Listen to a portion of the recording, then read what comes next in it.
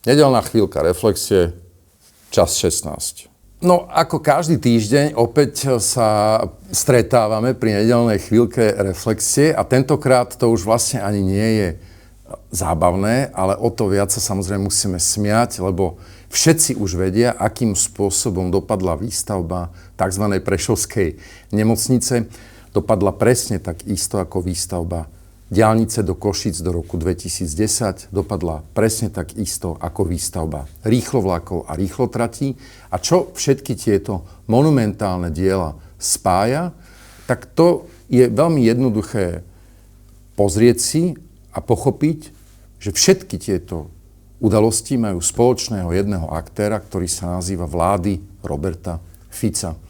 Keď dnes niekto rozpráva o tzv. Suverénnej zahraničnej politike na akékoľvek svetové strany, mal by si vždy spomenúť, ako vlastne vyzerá fungovanie Slovenskej republiky pod vedením týchto ľudí, pretože tento výraz suverenity môžeme použiť presne na ostatné zlyhávajúce oblasti. Môžeme takto rozprávať o suverénnom školstve Roberta Fica, suverénnej infraštruktúre Roberta Fica.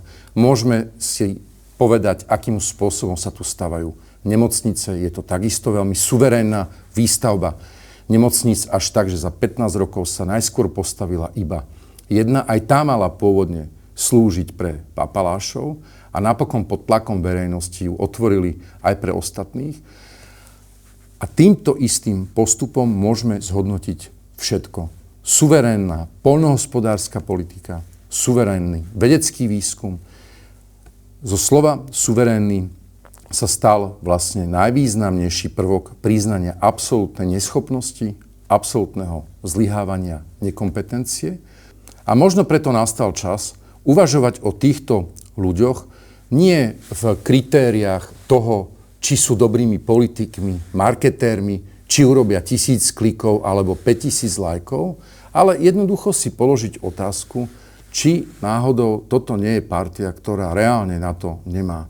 Pretože pri tak veľkých finančných prostriedkoch, pri tak razantnej politickej sile nie sú schopní dokončiť a dokonca ani len začať dôležité kľúčové projekty, vďaka ktorým by Slovensko konečne mohlo byť prosperujúcou európskou krajinou, no v skutočnosti sa čoraz viac ponáša na zlyhávajúce Srbsko, na zlyhávajúce Bielorusko a podobné diktatúry a satrapie východnej Európy. Ahojte.